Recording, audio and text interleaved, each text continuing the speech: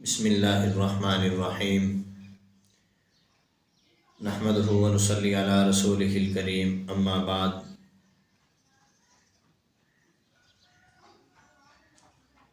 آداب معاشرت کے حوالے سے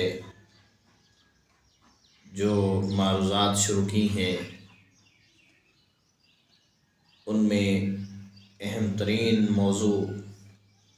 گھریلو زندگی کو ڈسکس کیا جا رہا ہے۔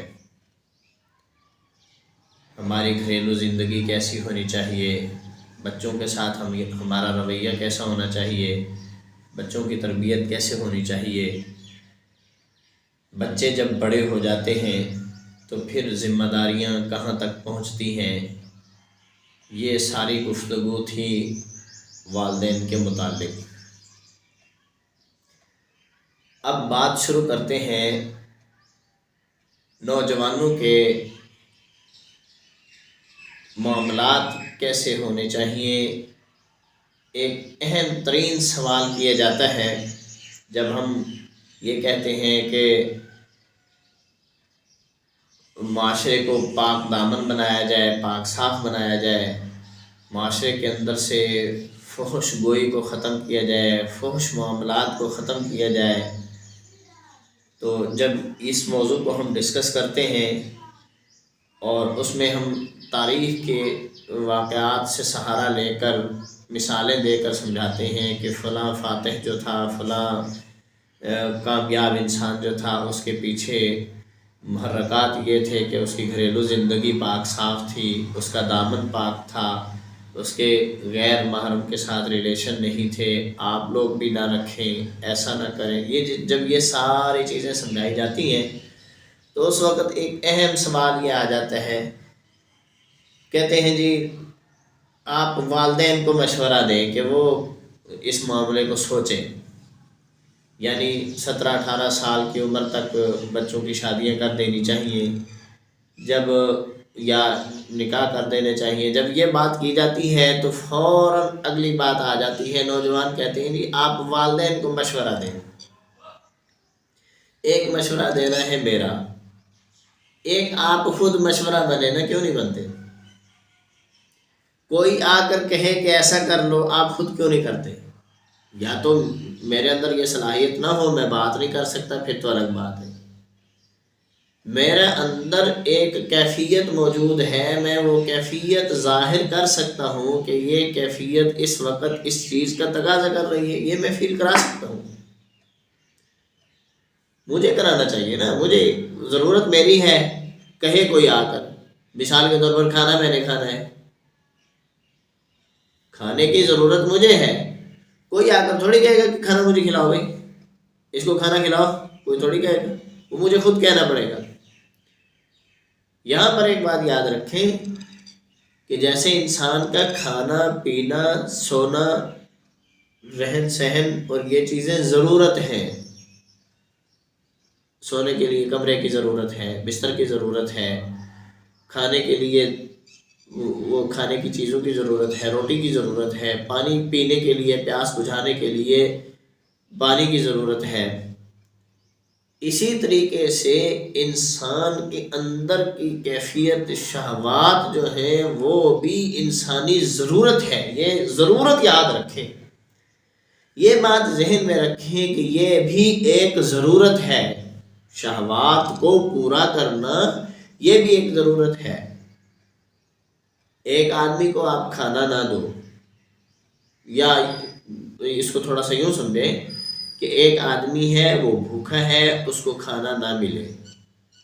وہ ایک دن صبر کر لے، دوسرے دن صبر کر لے، ایک ٹائم صبر کر لے، دوسرے ٹائم صبر کر لے، آپ تھوڑا سا مائنڈ میں سوچیں وہ کتنی دیر صبر کرے گا۔ اس کو یہ کہا جائے کہ آپ حرام کھانا نہ کھائیں، حلال ملے گا تب کھانا ہے، وہ کتنی دیر صبر کرے گا؟ اس پر میں ایک چھوٹا سا اپنا واقعہ شیئر کرتا ہوں۔ ایک مرتبہ ہم فیصل آباد میں اسماعیل مسجد ہے، وہاں تبلیغی مرکز، ادھر جانا ہوا رمضان یہ جمعرات کی رات کو، جس کو شب جمعہ کہتے ہیں۔ وہاں پر انضمام الحق آئے ہوئے تھے اور سعید انور آئے ہوئے تھے، یہ ہمارے مشہور کرکٹر ہیں سابقہ، انضمام الحق تو وہ کپتان بھی رہے ہیں شاید، وہ وہاں پر تھے تو انہوں نے اپنا ایک واقعہ بتایا کہ کبھی جس وقت وہ کرکٹ کھیلا کرتے تھے اور ان کا تبلیغی جماعت کے ساتھ جب اٹھنا بیٹھنا شروع ہوا تو کسی ملک میں گئے، ادھر جا کر انہوں نے، یہ چونکہ کپتان تھے، انہوں نے وہاں اپنی ٹیم کو کہا کہ دیکھو بھائی ہم جہاں آئے ہیں یہ ملک مسلمانوں کا نہیں ہے، تو یہ دل میں فیصلہ کر لیں جب تک حلال کھانا نہیں ملے گا ہم کھانا نہیں کھائیں گے، اور چیزیں مثلا بسکٹ کھا لیا، کوئی اس طرح کی چیزیں، اس سے گزارا کر لیں گے، حلال کھانا کھانا ہے۔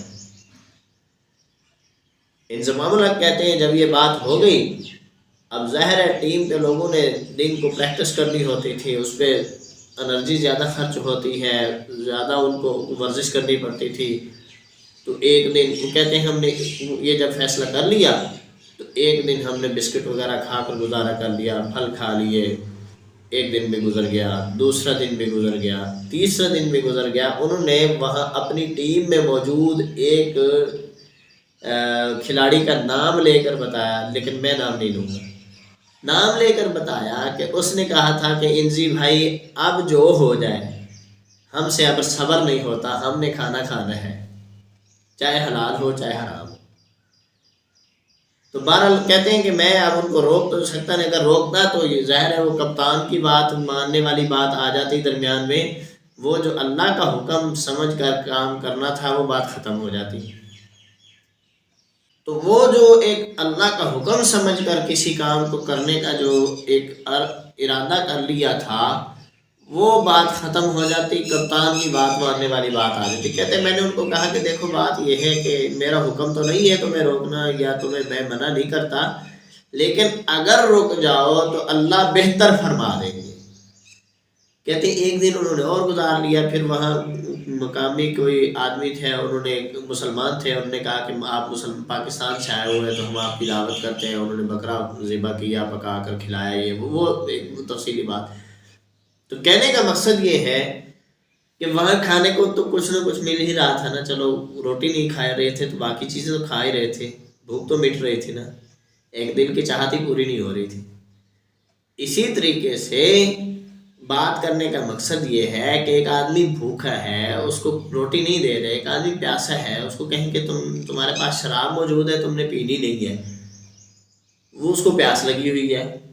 کب تک وہ برداشت کرے گا؟ تمہارے پاس یہ چوری کا کھانا پڑا ہوا ہے یا خنزیر کا گوشت پڑا ہوا ہے، تم نے یہ نہیں کھانا، تو آپ ایمانداری سے بتائیں وہ کب تک صبر کرے گا؟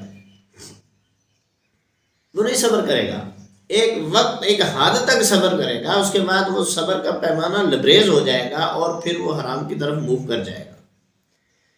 تو اسی طریقے سے اندرونی کیفیت اور شہوات یہ بھی ضرورت ہے، اور ضرورت بھی ہے، اور پھر اس وقت جو صورتحال سوشل میڈیا وغیرہ کے حوالے سے، نیٹ کے حوالے سے جو پیدا کر دی گئی ہے، اس سے تو اور زیادہ مشکل ہو گیا کہ اس کے اوپر صبر کیا جائے۔ اس معاملے میں ریلیشن شپ، لوگوں لڑکیوں کے لڑکوں کے ساتھ تعلقات اور لڑکوں کے لڑکیوں کے ساتھ تعلقات، ایک دوسرے کو تلاش کرنے کے لیے کوشش کرنا اور مکمل طور پر ہر ایک کو دھوکہ دے کر ایک راستے کو، ایک دیوار کو عبور کرنا، اور یہ سارا کام چل رہا ہے۔ یہ کرنے کی بجائے نوجوان جو اپنی انرجی کو ان کاموں میں خرچ کر رہے ہیں، وہ یہ کرنے کی بجائے وہ ایک اور کام کیوں نہیں کر لیتے؟ مثال کے طور پر جو نوجوان 12-14 سال کی عمر تک پہنچ جاتے ہیں، جو لڑکے، وہ اپنے والدین کے ساتھ ہیلپ کریں۔ آج کل بڑا مسئلہ جو اس کام میں رکاوٹ ہے وہ کیا ہے؟ وہ ذریعہ معاش ہے، موجودہ مہنگائی کی صورتحال، ریاست کی پالیسیاں، اور ہر ایک کو یہ فکر لگی ہوئی ہے کہ ذریعہ معاش کیا ہونا چاہیے، ذریعہ معاش کیسا ہونا چاہیے۔ یہ آمدن کیسے بڑھ جائے، فلاں کام بھی کرنے والے ہیں، فلاں بھی کرنے والے ہیں، اور جو انکم ہے اس کے ساتھ گھر کا خرچہ پورا نہیں ہوتا۔ تو نوجوانوں کو کیا کرنا چاہیے؟ نوجوانوں کو اپنی انرجی اپنے ذریعہ معاش پر خرچ کرنی چاہیے، کوئی ہنر سیکھنا چاہیے۔ تعلیم یافتہ لوگوں کو کرونا کے دنوں میں رولتے ہوئے دیکھا ہے۔ کیوں؟ حالانکہ سب سے زیادہ پڑھے لکھے لوگ، سفید پوش لوگ جو تھے، ان کے تو زندگی اس طرح کی نہیں ہونی چاہیے تھی جیسے دیکھی گئی۔ غریب لوگ، مزدور لوگوں کو دیکھا، انہوں نے باہر دیہاتوں میں جا کر کسی جگہ جا کر اپنے روزگار کے لیے کوشش کر لی، لیکن سفید پوش پڑھے لکھے لوگ جن کو پرائیویٹ کمپنیوں میں، اداروں میں اچھی خاصی تنخواہیں ملتی تھی، ٹیچرز تھے، گھروں میں ہوم ٹیوشنیں پڑھا کر بہت کچھ کما لیتے تھے، ان کو رولتے ہوئے دیکھا۔ خیر اس کے بعد جب، کیونکہ وہ ایک لمبا عرصہ تھا اس کا لاک ڈاؤن کا، تو اس کے بعد لوگوں نے رابطہ بھی کر لیا اور ٹیچرز نے پڑھانا شروع کر دیا، ہوم ٹیوشنیں، اور اس سے لوگوں نے فائدہ بھی حاصل کیا۔ لیکن ایک وقت تک ایسا ان کے پاس آ گیا کہ صرف ایک پڑھانے والے آدمی کو پڑھانے کے علاوہ اور تو کوئی ہنر آتا نہیں ہے نا، اور اگر کوئی آتا ہے تو وہ اس وجہ سے نہیں کرتا کہ میں تو ٹیچر ہوں، میں تو فلاں ہوں نا، اب میں نے یہ کیا تو یہ تو نشان کے خلاف ہے۔ اسی طریقے سے ہنر سیکھنا چاہیے۔ ایک آدمی دکاندار ہے، اس کو چاہیے وہ اپنے بچے کو، جس وقت وہ ابھی اسٹوڈنٹ ہے یا گھر میں زندگی گزار رہا ہے، اس کو اپنی دکان پر گھنٹہ، آدھا گھنٹہ ضرور بٹھاؤ، اس کا مائنڈ بنے، کاروبار کی طرف آئے۔ اور اسی طریقے سے جو زمیندارہ کرنے والے لوگ ہیں، زمین ساری ٹھیکے پہ دے دی ہے، خود موج ہے، بیٹھے آرام سے، نہیں، اپنے بیٹے کو کام پر اس کا مائنڈ بناؤ کہ وہ کام کرنے کا عادی بنے۔ کل کو ضرورت، دیکھو کل کچھ پتہ نہیں ہے کہ 1 سال بعد، 10 سال بعد حالات کیا ہوتے ہیں، حالات کا اونٹ کس کروٹ بیٹھتا ہے کسی کو پتہ نہیں ہے۔ لیکن ضرورت اس بات کی ہے کہ یہ روزگار کے لیے، ذریعہ معاش کے لیے ہر انسان، ہر نوجوان کو کوشش کرنی چاہیے۔ میں تو عموماً اپنے اسٹوڈنٹس کو یہ مشورہ دیتا رہتا ہوں کہ دیکھو تمہیں اللہ تعالیٰ نے وسعت دی ہے، تم کام کرنا نہیں چاہتے، نہ کرو، کسی جگہ مزدوری نہیں کرنا چاہتے، نہ کریں، کچھ ضروری تھوڑی ہے، لیکن ہنر ضرور سیکھیں۔ موٹر سائیکل کی دکان پر جا کر آپ موٹر سائیکل کے پارٹس کے نام تو کم از کم سیکھ لو، یہ تو ہو پتہ کہ فلاں چیز کتنے کی آتی ہے، کہاں لگتی ہے، صرف یہ سیکھ لو، ایک فن سیکھ لو۔ آپ 10 لاکھ، 5 لاکھ، جس کو جتنی وسعت ہے، 1 لاکھ، 2 لاکھ روپے انویسٹ کر کے کسی جگہ آپ موٹر سائیکل کے پارٹس کی، اسپیئر پارٹ کی دکان بنا کر بیٹھ جائیں گے تو اللہ تعالیٰ کبھی پریشانی نہیں آنے دیں گے، ذریعے کے طور پر ہے نا۔ آپ ٹریکٹر کے پارٹس جو ہیں اس کے پہلے سیکھ لیں اس کو، اور پھر آپ انویسٹ کر کے بیٹھ جائیں، پریشانی نہیں ہے۔ گاڑیاں ہیں، ان کے پارٹس کے طریقے سیکھ لیں۔ یہ کمپیوٹر ہے، اس کو، یعنی اس کا جو سافٹ ویئر ہے اس کو سیکھ لیں، ہارڈ ویئر ہے اس کو سیکھ لیں، موبائل کا سافٹ ویئر سیکھ لیں، موبائل کا ہارڈ ویئر سیکھ لیں۔ کچھ تو ایسا ہنر آنا چاہیے کہ آپ کے پاس اگر اللہ نے وسعت دی ہے، 2-4 لاکھ آپ لگا کر کسی جگہ اپنا روزگار کا ذریعہ بنا سکتے ہیں۔ آن لائن کام اتنے ہیں تو یہ ورک کر کے دکھائیں، یہ کریں، تاکہ آپ 1 سال، 2 سال، 4 سال کے اندر اتنے اسٹیبل ہو جائیں کہ والدین کو خود ہی سوچ آ جائے کہ بھائی ہم نے اپنے بچے کے مستقبل کے لیے سوچنا ہے، اس کا اپنا گھر ہونا چاہیے، اس کے لیے اس کی گھر والی ہونی چاہیے، اس کی ہم نے شادی کرنی ہے، یہ بات وہ پھر سوچیں گے۔ اب یہ تو نہ ہونا کہ جناب والا نے ایف ایس سی کر لی ہے یا ایف اے کر لیا ہے، آئی سی ایس کر لیے ہے، اب یونیورسٹی جانا ہے تو والد صاحب کو کہا کہ آپ ایسا کریں، مجھے جو ہے نا فلاں بی ایس میں ایڈمیشن لینا ہے تو ایڈمیشن فیس اتنی ہے اور سیمسٹر فیس اتنی ہے، فلاں چیز کی فیس اتنی ہے، وہ دو اور میں پڑھ لوں، حالانکہ پتہ نہیں پڑھنا بھی ہے یا نہیں پڑھنا۔ یہ کرو گے تو والد پہلے تو یہ سوچیں گے بھائی اس کی یہ فیس میں پے کروں یا باقی معاملات کلیئر کروں اس کے، وہ پہلے آپ کی فیس دے گا، پھر آپ کے لیے اگلی باتیں سوچیں گے۔ ایک آدمی ہے وہ کہاں تک سوچے، 4 بچے ہیں اس کے، بیٹیوں کے لیے اس نے علیحدہ سوچ رہے ہیں، بیٹوں کے لیے علیحدہ سوچ رہے ہیں، تو بیٹا سہارا کیوں نہیں بنتا؟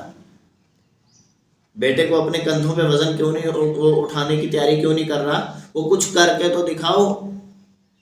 والدین کو مشورہ دے دو جی، آپ والدین کو کہہ دیں جی آپ ایسا کر دیں، فلاں کو کہو وہ کہہ دیں یہ کر دو وہ کر دو، فلاں جگہ سے رشتہ لینا ہے فلاں جگہ سے نہیں لینا، یہ اس پر بھی انشاءاللہ بات ہوگی، لیکن اپنی آپ کو تو سٹیبل کرو،